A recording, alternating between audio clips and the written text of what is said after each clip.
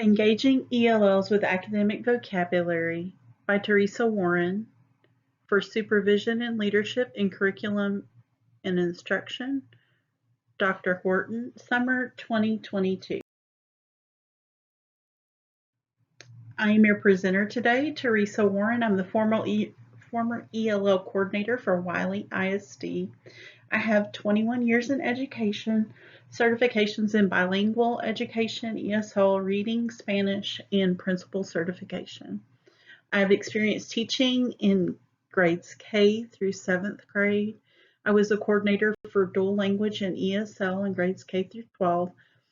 I've presented at Region 10 for conferences and for the dual language symposium. And then I'm also currently a college professor. Okay, let's get started with our presentation today. The lesson frame. Today, we will learn strategies to aid ELLs in acquiring academic vocabulary. I will review the instructional routine by Dr. Kate Kinsella as outlined in her book, Academic Vocabulary Toolkit 1. Academic vocabulary. This is based on research by Dr. Kate Kinsella from the Academic Vocabulary Toolkit 1, and it's published by National Geographic Learning, Cengage. Let's meet Dr. Kinsella. This is Dr. Kate Kinsella. She's a researcher, educator from San Francisco State University and the Center for Teacher Efficacy. This is her book called Academic Vocabulary Toolkit 1, Mastering High-Use Words for Academic Achievement. What do you know? Write down on a note card 3 things you know about academic vocabulary. Share with your table partner what you know. Each table will share with the group what they know. Let's get started. So you guys have a lot of background in learning different things about academic vocabulary. Simply defined, academic vocabulary is the knowledge of words and word meanings. Words have 2 different forms. There's oral and print. Oral vocabulary consists of words we readily understand and use in everyday interactions. So that would be like what our students use on the playground and what we use when we're in the teacher's lounge. Print vocabulary is the body of words we recognize when silently reading and apply when writing. This could be also the level of vocabulary that we use when we're writing a paper, academic vocabulary. Oral vocabulary. When we look at recent immigrants and emergent readers in the primary grades, initially they have larger vocabulary in English than print vocabulary. Why do you think this is? Turn to your table partner and discuss. Good job. As students progress to higher grades and in their English language proficiency, print vocabulary becomes much vaster and plays an increasingly vital role in reading, writing, and content learning. So the content would be that specific academic vocabulary in different areas like science or when we're learning about a new topic, we learn that very specific vocabulary. Knowledge of word meanings. The knowledge of word meanings can be classified as productive or receptive. Productive vocabulary is the working set of words we use comfortably and regularly when speaking and writing.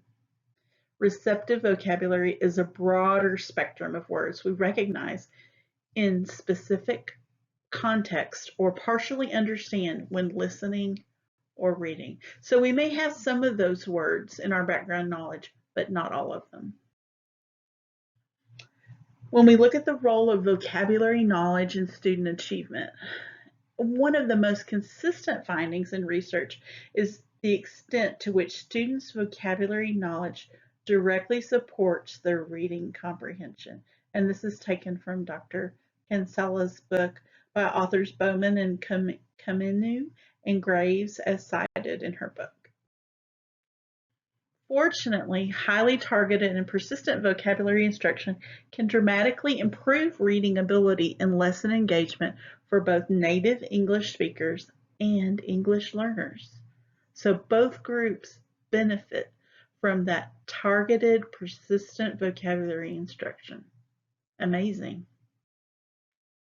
Best approach. It's not enough to simply expose students to a word. Planned, explicit vocabulary and instruction. We need to give them accessible definitions and examples and multiple opportunities to process and apply the word. So here we are, we're going up Bloom's taxonomy, where we're moving from the concrete higher up and applying that word. And the goal is to guide students to gain ownership of that new word. Ownership of vocabulary. Repeat the word several times. Have your students repeat those words. Definition framed in everyday common language. We want to use common synonyms, and then English and Spanish cognates. The use of pictures so students can visualize the meaning of the word, and then teacher and peer interaction in structured verbal and writing tasks. Spanish cognates. Okay, I'm going to give you a little bit to put in your own teacher tool belt so that you can work with your students in your classroom. We're going to look at Spanish cognates for those who work with Spanish speakers. Here's a list of some that I've put together, and the first one is comparison and comparación, absolute, absoluto, abstract, abstracto, cape, capa, campus, campo. So here we see these words are very close to the English word, very similar in both languages. Okay, what I want you to do now is I want you to make your own list of Spanish cognates. Here's some that we use in elementary school when we're looking at figures and shapes. Examples that I've given you are con, cono, circle, círculo. Here's a website if you need some help making your own list. It's www.spanishcognates.org, and this can give you a comprehensive list of different cognates in Spanish and English. Now let's take a look at the resource I used. It's the NTC Dictionary of Spanish Cognates. Wonderful book, thematically organized, and it has a very comprehensive list of Spanish cognates. Once again, if you need help with that, you can go to the list that they have at SpanishCognates.org, and then this is a book that you could also utilize in your classroom. Another way that you could use Spanish cognates would be to make a portable cognate word wall. Use colored file folders, that was my idea, and use various colors for each theme or subject. If you want to hear a little bit more about Spanish cognates, I have a YouTube video inserted right here that you can take a look at that explains more about using Spanish cognates in the ELL classroom. I adapted this idea from Senora Lee at senoralee.com, and she has Spanish words to use for Spanish cognates word wall. Spanish cognates. Okay, now I want you to tell me, how many cognates do you have? Share with the group. Who has the most in the room? Raise your hand. There may or may not be a prize involved. Who has the most? Let's look at vocabulary. So when we're looking at vocabulary activities, there's two different types. One of the types of activities that you can use in the classroom are passive. They're independently done. There's lists. You can use word sorts or matching words. And then also when we look at our instructional routines, we have interactive activities where we pronounce and say the word. We discuss relevant examples and take notes for review. A consistent instructional routine for lesson vocabulary has clearly delineated and well articulated teacher and student goals and sequential steps with written and verbal competence as the ultimate goals. And that's, I kind of paraphrase that a little bit, but that is from Dr. Kinsella in her book. Explicit vocabulary instruction.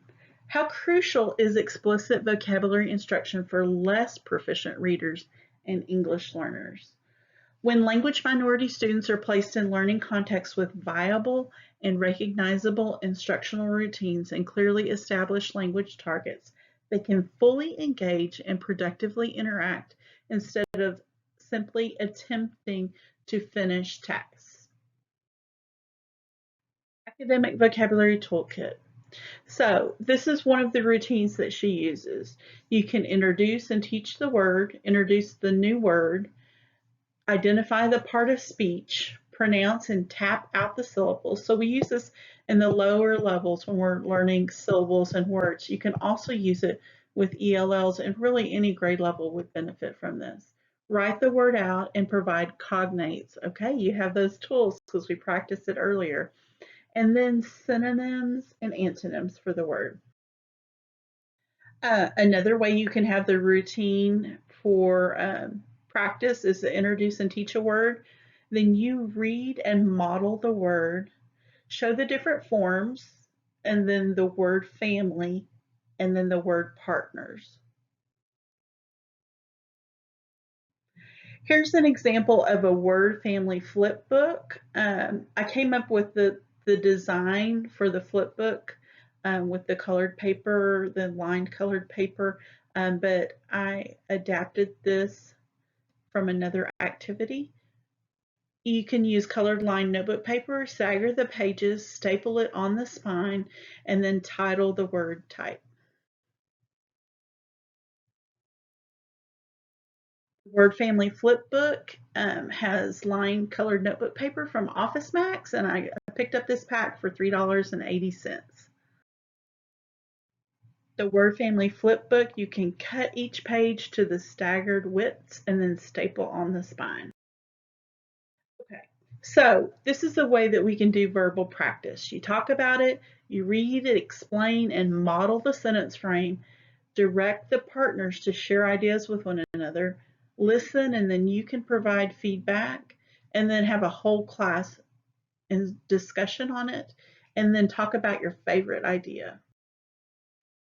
If we want to move on, we can also do a writing practice and we collaborate. See the language for the collaboration card. So there's a collaboration card in the toolkit. And then requesting ideas, suggesting ideas. You want to validate the ideas that the students have and then decide on the ideas. Decide on, okay, well, this one's best. Writing practice. You can collaborate, look at the collaboration card, clarify ideas, and then students can ask for assistance if they need some help or restate the idea and then report out to the group, reporting the ideas. Okay, your turn. I want you to model for the class. Use the sentence frame to work independently using the word and the adjective. So I want you to use a sentence frame that I've passed out on the desk and then share with your sentence with your partner, and then we're going to share out with the class. Good job. Okay, we want our students to become an academic author, and this is how I want you to show them. You can have them work independently to write 2 sentences, write the first sentence using the word partner, and then write the second sentence using another word partner. Another way that you could do this when you move up to levels of higher proficiency is write an academic paragraph. Close read the paragraph chorally together and then work independently to complete a paragraph using the word and original content. You walk around, monitor student writing, and then students share answers with a partner. You monitor their reading and initiate paragraph presentations. You guys have done an awesome job today. You've been a great group. If you would, for me, before you leave, please complete the evaluation. I'd like for you to write 3 main takeaways for me from today, and then how will you apply that in your classroom? And then how can I support you in your learning? What would make today's learning even better if you'd let me know? And then here are our references from today. Thank you so much. You have been an awesome group.